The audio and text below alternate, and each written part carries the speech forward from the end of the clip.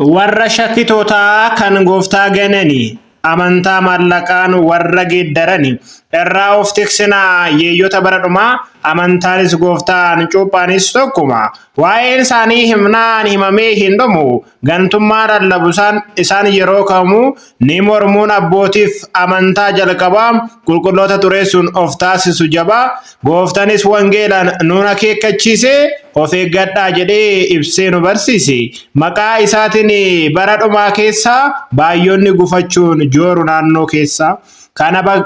akka hin taaneef karaarra dhaabbanna Ermiyaas jedheera abboota gaafanna malee Yesus biraa tasa eessa jira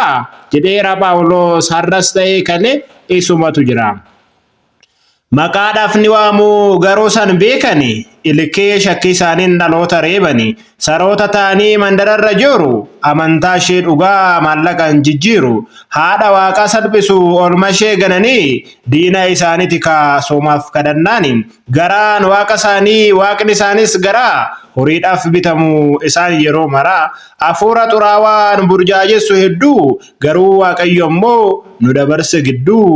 warri shakkitootaa warra amantaan qabne ni barbaadu turan waaqa akka hin waamne gogaa hoolaa uffatu hoolota fakkaatu garuu immoo deebi'uun hoolaatuma nyaatu gubbaan hoolaa ta'us keessa immoo yeeyyiidha kanaaf of eeggachuun qabna jiraachuudha aan masiidha jedheef hundi masii miti gaafa dhufa gooftaa ni argata gatii gaafa sana agartuu diinaa sana akka hin taane akka isa duuba dogongorteen buune nutti fakkaatu somni dhugaa diddibatee adda ni baafatta abboota gaafatte Iyyasuus Kiristoos waaqadha murteessaa eenyunaaf kadhata jechuu ni dandeessa Maariyaam qulqulleettiin eebbifamtuudha hoo haadha hundumaati namaaf taatidha hoo tokkicha ilma isheen ala hin deenye kan biraa takkaa seenee baheera mootiin bara bara irraa of haa eegnu yaa dhaloota nana mudhii hidhanneetoo gooftaa ragaa baana